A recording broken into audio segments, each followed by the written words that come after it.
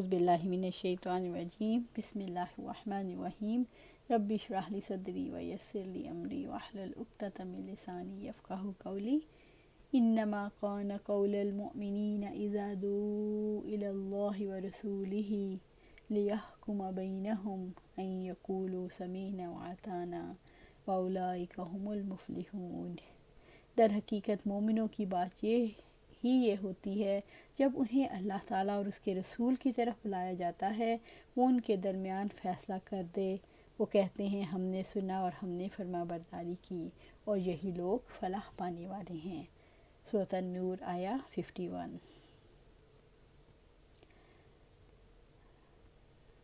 انما کان قول المؤمنین اذا دعوا الی اللہ ورسولہ لیحکم بینہم ان یقولوا سمعنا واطعنا۔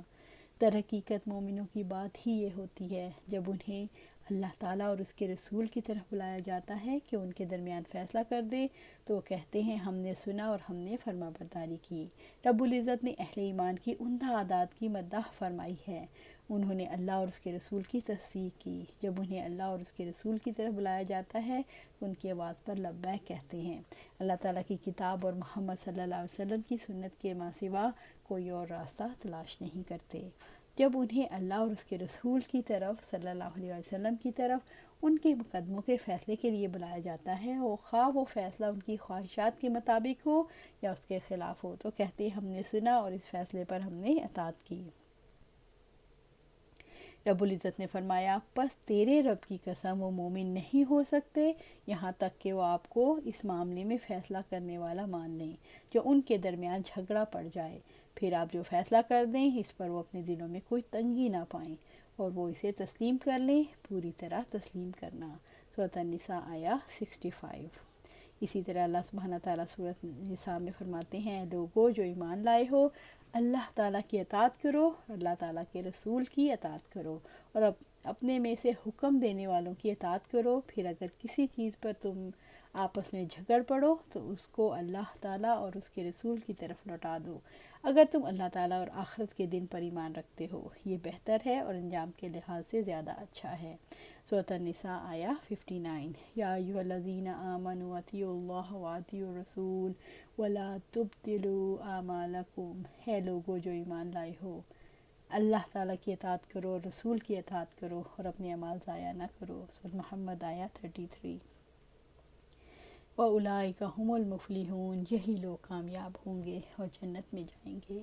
فلاح کہتے ہیں مطلوب اور مقصود کے حصول میں کامیابی، امر مکروہ سے نجات کو۔ صرف وہی شخص فلاح پا سکتا ہے جو اللہ اور اس کے رسول کو حکم اور ثالث بناتا ہے، اللہ اور اس کے رسول کی اطاعت کرتا ہے۔ جب اللہ تبارک و تعالیٰ نے اطاعت خاص طور پر حکم شریعت کی اطاعت کی فضیلت بیان کی تو تمام احوال میں اطاعت کی فضیلت کا عمومی تذکرہ کیا۔ کامیابی کے مستحق وہ لوگ ہیں جو ہر معاملے میں اللہ تعالیٰ اور اس کے رسول کے فیصلے کو دل کی خوشی کے ساتھ قبول کرتے ہیں۔ حضرت انس بن مالک رضی اللہ تعالیٰ عنہ نے بیان کیا کہ آپ صلی اللہ علیہ وسلم نے فرمایا سنو اور اطاعت کرو خواہ تم پر کسی ایسے حبشی غلام ہی کو عامل بنایا جائے جس کا سر منکے کی طرح چھوٹا ہو۔ عبداللہ بن عباس رضی اللہ تعالیٰ عنہ نے بیان کیا کہ آیت اللہ کی اطاعت کرو اور اللہ کی اور اپنے میں اور رسول کی اور اپنے میں سے حاکموں کی۔ عبداللہ بن حذافہ بن قیس بن عدی رضی اللہ تعالیٰ عنہ کے بارے میں نازل ہوئی تھی جب آپ صلی اللہ علیہ وسلم نے انہیں ایک مہم پر بطور افسر کے روانہ کیا۔ وَمَن يُطِعِ اللَّهَ وَرَسُولَهُ وَيَخْشَ اللَّهَ وَيَتَّقْهِ فَأُولَئِكَ هُمُ الْفَائِزُونَ۔ اور جو اللہ تعالیٰ اور اس کے رسول کی فرمان برداری کرے اور اللہ تعالیٰ سے ڈرے اور اس کی نافرمانی سے بچے تو یہی لوگ کامیاب ہونے والے ہیں۔ سورۃ النور آیہ 52۔ وَمَن يُطِعِ اللَّهَ وَرَسُولَهُ۔ اور جو اللہ تعالیٰ اور اس کے رسول کی فرمان برداری کرے، جس نے اللہ تعالیٰ کے اوامر و نواہی میں اطاعت اور اس کے احکامات پر اس کے سامنے سر تسلیم خم کر دیا، مومن سماع و طاعت اس لیے کرتا ہے کہ اسے پورا یقین ہوتا ہے کہ اللہ تعالیٰ اور اس کے رسول کا فیصلہ ہی اس کے حق میں مفید ہے۔ مومن کو یہ اعتماد ہوتا ہے اسی فیصلے میں ان کے لیے انصاف ہے۔ مومن سماع و طاعت اس لیے کرتا ہے کہ اسے یقین ہوتا ہے کہ اس کے سوا جو کچھ ہے وہ شیطان کا بہکاوا ہے یا نفس کی خواہش۔ مومن سماع و طاعت اس لیے کرتا ہے کہ وہ یہ سمجھتا ہے کہ اللہ تعالیٰ میرے بارے میں زیادہ بہتر جانتے ہیں۔ مومن سماع و طاعت کرنے کے قابل اس لیے ہو جاتا ہے کہ وہ اپنے آپ کو اللہ تعالیٰ کے حوالے کر دیتا ہے۔ قُلْ اطیعوا اللہ ورسولہ فَإِن تَوَلَّوْا فَإِنَّ اللَّهَ لَا يُحِبُّ الْكَافِرِينَ۔ آپ کہہ دیں اللہ تعالیٰ کی اور اس کے رسول کی اطاعت کرو، پھر اگر وہ منہ موڑ جائیں تو اللہ تعالیٰ کافروں کو یقیناً پسند نہیں کرتا۔ سورۃ آل عمران آیا 32۔ وَمَن يُطِعِ اللَّهَ وَرَسُولَهُ فَقَدْ فَازَ فَوْزًا عَظِیمًا۔ اور جو کوئی اللہ تعالیٰ اور اس کے رسول کی اطاعت کرے تو یقیناً اس نے کامیابی حاصل کر لی، بہت بڑی کامیابی۔ سورۃ الاحزاب آیا 71۔ اسی طرح اللہ سبحانہ تعالیٰ فرماتے ہیں، ابو ہریرہ رضی اللہ تعالیٰ عنہ سے مروی ہے کہ آپ صلی اللہ علیہ وسلم نے فرمایا، ساری امت جنت میں جائے گی مگر سوائے ان لوگوں کے جنہوں نے انکار کیا۔ صحابہ نے پوچھا، یا رسول اللہ صلی اللہ علیہ وسلم انکار کون کرے گا؟ فرمایا، جو میری اطاعت کرے گا وہ جنت میں داخل ہوگا اور جو میری نافرمانی کرے گا اس نے انکار کیا۔ وَيَخْشَ اللَّهَ، اور اللہ سے ڈرے، یعنی جو ماضی کے گناہوں پر اللہ سے ڈرتا ہے اور خواہشات نفس کی تکمیل سے باز آ جاتا ہے، جو کھلے چھپے اللہ سے ڈرتا ہے، جو اللہ کی نافرمانی کے برے انجام سے ڈرے، وَيَتَّقِي، اور اس کی نافرمانی سے بچے، یعنی جو اللہ تعالیٰ کے عذاب سے ڈر کر اوامر و نواہی میں اس کی اطاعت کرے، اللہ کی نافرمانیوں کو چھوڑ کر اس کے برے عذاب سے بچتا ہے۔ ابو ہریرہ رضی اللہ تعالیٰ عنہ سے روایت ہے کہ آپ صلی اللہ علیہ وسلم نے فرمایا، 7 قسم کے آدمی ایسے ہیں، اللہ اس روز انہیں اپنے عرش کے سائے میں جگہ عطا فرمائے گا جس دن اس کے سائے کے علاوہ کوئی سایہ نہ ہوگا۔ ان 7 میں سے ایک وہ ہے جسے اقتدار اور جمال کی مالکہ عورت نے دعوت بدکاری دی مگر اس نے دعوت کو رد کرتے ہوئے کہا، میں تو اللہ سے ڈرتا ہوں۔ رب العزت نے فرمایا، اور اس دن سے ڈرو جس میں تمہیں اللہ کی طرف لوٹایا جائے گا۔ سورۃ بقرہ آیہ 281۔ اولئک ھم الفائزون، تو یہی لوگ کامیاب ہونے والے ہیں، یعنی کامیاب وہ ہے جس نے اللہ تعالیٰ، جس نے دل میں اللہ کا خوف رکھا اور اللہ تعالیٰ اس کے رسول کی اطاعت کی۔ سماع و اطاعت کرنے والے کے لیے تمام قوموں کی تدبیر اللہ تعالیٰ کرتے ہیں۔ سماع و اطاعت کرنے والے کے باہمی تعلقات کو اللہ تعالیٰ منظم کر دیتے ہیں۔ سماع و اطاعت کرنے والے کے فیصلے اللہ تعالیٰ اپنے علم کی بنیاد پر کرتے ہیں، جبکہ دوسرے لوگ اپنے فیصلے خود کرتے ہیں اور بغیر علم و حکمت کے کرتے ہیں۔ سماع و اطاعت کرنے والے بھٹکتے نہیں، سماع و اطاعت کرنے والوں کی قوتیں منتشر نہیں ہوتی، سماع و اطاعت کرنے والوں کی لگام خواہشات اور مفادات کے ہاتھ میں نہیں ہوتی، سماع و اطاعت کرنے والوں کی لگام اسلامی طریقہ کار کے ہاتھ میں ہوتی ہے۔ وہ ہمیشہ اسلامی طریقے کو اپنے آگے رکھتے ہیں اور خود پیچھے پیچھے چلتے ہیں۔ تقوی اور خشیت کی صفات کن لوگوں کے دل میں پیدا ہوتی ہیں؟ تقوی اور خشیت کی صفات ان لوگوں کے دل میں پیدا ہوتی ہیں جو اللہ تعالیٰ کے نور سے معمور ہوتے ہیں، جن کے دل اللہ سے جڑے ہوئے ہوتے ہیں، جن کے شعور میں اللہ کا خوف بسا ہوا ہوتا ہے۔ وَأَقْسَمُوا بِاللَّهِ جَهْدَ أَيْمَانِهِمْ لَئِنْ أَمَرْتَهُمْ لِيُخْرِجُونَّ قُل لَّا تُقْسِمُوا طَاعَةٌ مَّعْرُوفَةٌ إِنَّ اللَّهَ خَبِيرٌ بِمَا تَعْمَلُونَ، اور انہوں نے اللہ تعالیٰ کی قسمیں کھائیں، اپنی پختہ قسمیں کہ یقیناً اگر آپ انہیں حکم دیں تو ضرور نکلیں گے۔ آپ کہہ دیں قسمیں نہ کھاؤ، معلوم اطاعت ہی کافی ہے، بلا شبہ اللہ تعالیٰ اس کی پوری خبر رکھنے والا ہے جو تم عمل کرتے ہو۔ سورۃ النور آیہ 53۔ رب العزت نے آیت میں منافقوں کا حال بیان کیا ہے، جن کے دلوں میں شکوک و شبہات کی بیماری ہے، جس کی وجہ سے وہ آپ صلی اللہ علیہ وآلہ وسلم کے ساتھ نکلنے کی بجائے گھروں میں بیٹھے رہے۔ وَأَقْسَمُوا بِاللَّهِ جَهْدَ أَيْمَانِهِمْ لَئِنْ أَمَرْتَهُمْ لِيَخْرُجُونَّ، اور انہوں نے اللہ کی تعالیٰ کی قسمیں کھائیں، اپنی پختہ قسمیں کہ یقیناً اگر آپ انہیں حکم دیں تو ضرور نکلیں گے۔ منافق اللہ تعالیٰ کی پختہ قسمیں کھا کر کہتے ہیں اگر انہیں جنگ کے لیے نکلنے کا حکم دیں تو وہ فوراً اٹھ کھڑے ہوں گے۔ قل لا تقسموا، آپ کہہ دیں قسمیں نہ کھاؤ۔ رب العزت نے ان کے بارے میں آگاہ کرتے ہوئے فرمایا آپ صلی اللہ علیہ وسلم سے کہ آپ صلی اللہ علیہ وآلہ وسلم انہیں کہہ دیں زیادہ قسمیں نہ کھاؤ، جیسا کہ فرمایا وہ تمہارے لیے قسمیں کھائیں گے تاکہ تم ان سے راضی ہو جاؤ، سو تم ان سے راضی بھی ہو جاؤ تو یقیناً اللہ تعالیٰ نافرمان لوگوں سے راضی نہیں ہوتا۔ سورۃ توبہ آیا 96۔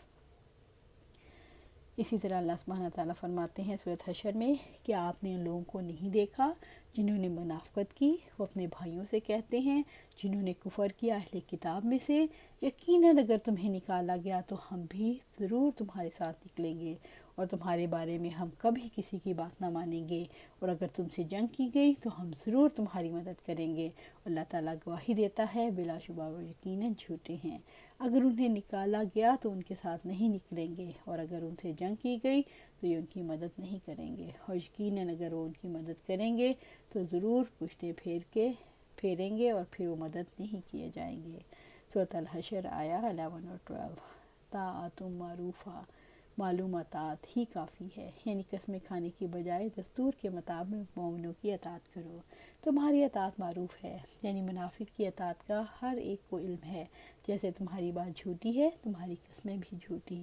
ان اللہ خبیر بما تعملون، یقیناً اللہ تعالیٰ باخبر ہے اس سے جو تم کرتے ہو۔ رب العزت نے منافقوں کو وعید سناتے ہوئے فرمایا اللہ تعالیٰ تمہارے اعمال سے خوب باخبر ہے، وہ تمہیں تمہارے اعمال کی پوری جزا دے گا۔ اللہ تعالیٰ نے اپنی صفت خبیر سے یہ واضح کیا کہ اللہ تعالیٰ کو خبر ہے کون فرما بردار ہے اور کون نافرمان۔ اللہ تعالیٰ تمہارے اعمال سے باخبر ہے، یعنی تم قسم کھا کر اللہ تعالیٰ کو دھوکہ نہیں دے سکتے۔ اللہ تعالیٰ تمہارے اعمال کے پیچھے کام کرنے والی تمہاری سوچوں سے، تمہارے دل کے رازوں سے آگاہ ہے۔ قُلْ اطیعوا اللَّهَ وَاطِیعُوا الرَّسُولَ فَإِن تَوَلَّوْا فَإِنَّمَا عَلَیْهِ مَا حُمِّلَ وَعَلَیْکُم مَا حُمِّلْتُمْ وَإِن تُطِیعُوهُ تَهْتَدُوا وَمَا عَلَى الرَّسُولِ إِلَّا الْبَلَاغُ الْمُبِینُ۔ آپ کہہ دیں اللہ تعالیٰ کی اطاعت کرو اور رسول کی اطاعت کرو، پھر بھی اگر تم منہ موڑو گے تو رسول کی صرف وہ ذمہ داری ہے جو اس پر بوجھ ڈالا گیا ہے، اور تم پر وہ ذمہ داری ہے جو تم پر بوجھ ڈالا گیا، اور اگر تم اس کی اطاعت کرو گے تو ہدایت پاؤ گے، اور رسول کے ذمہ صرف صاف پہنچا دینا ہے، ذمہ صاف پہنچا دینے کے سوا کچھ نہیں۔ سورۃ النور آیا 54۔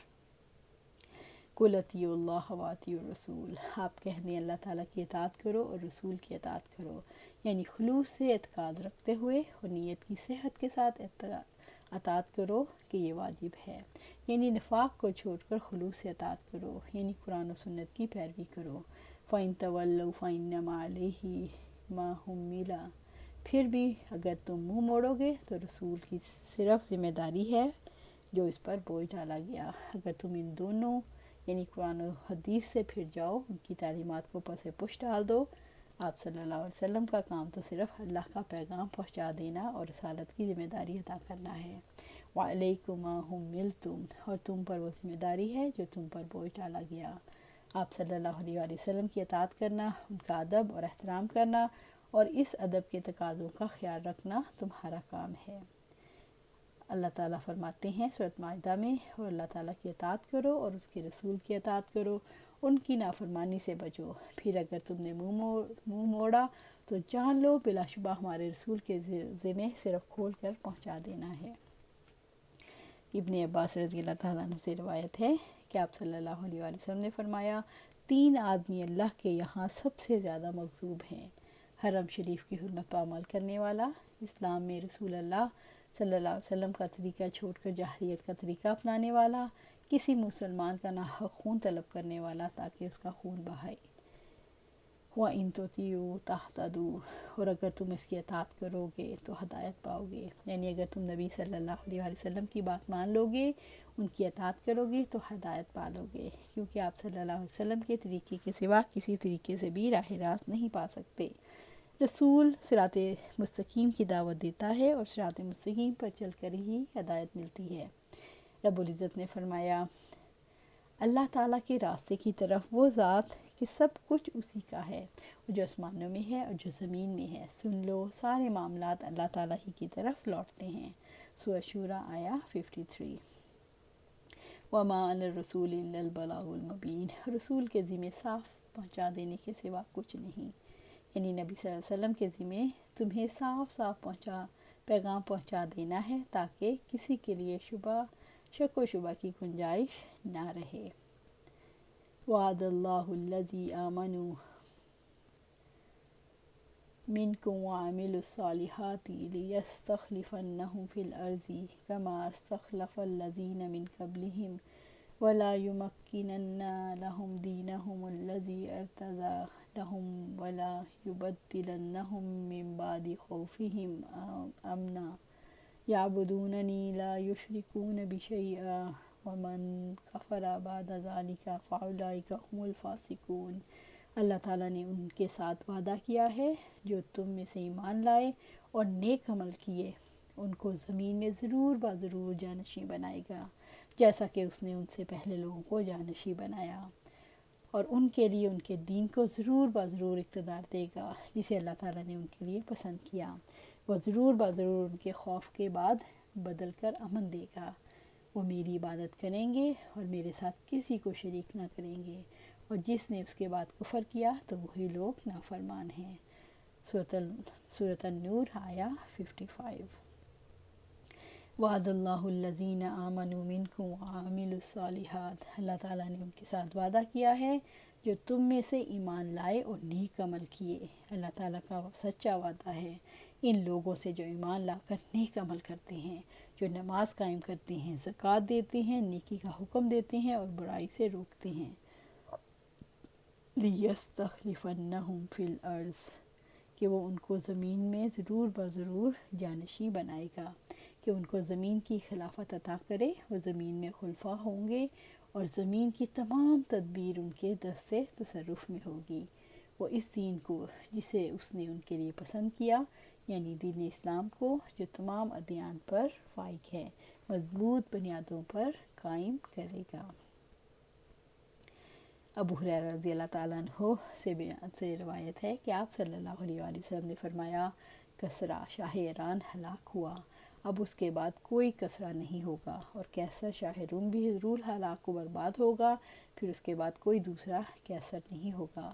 روم اور ایران دونوں مسلمانوں کے زیر نگیں ہوں گے، اور وہاں کے خزانے تم اللہ کے راستے میں تقسیم کرو گے۔ کما استخلف الذین من قبلہم، جیسا کہ اس نے ان سے پہلے لوگوں کو جانشین بنایا، یعنی بنی اسرائیل کو ارض مقدس کا وارث بنایا۔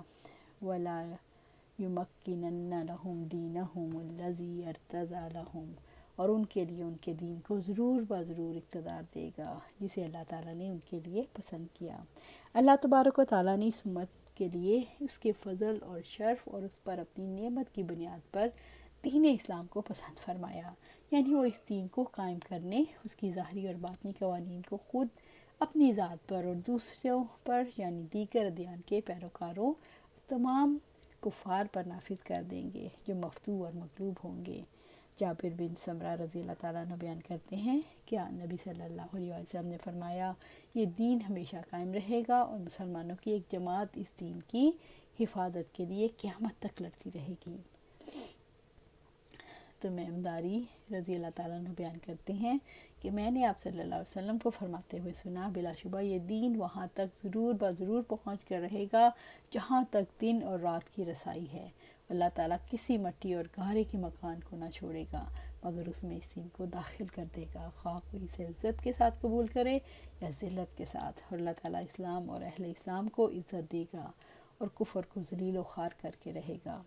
نبی صلی اللہ علیہ وآلہ وسلم سے اللہ تعالیٰ نے وعدہ فرمایا ہے کہ ان کی امت کو دنیا کا قائد بنائیں گے، ان سے دنیا کے مختلف ملکوں میں رہنے والوں کی اصلاح ہوگی اور انہیں خوف کے بعد امن نصیب ہوگا۔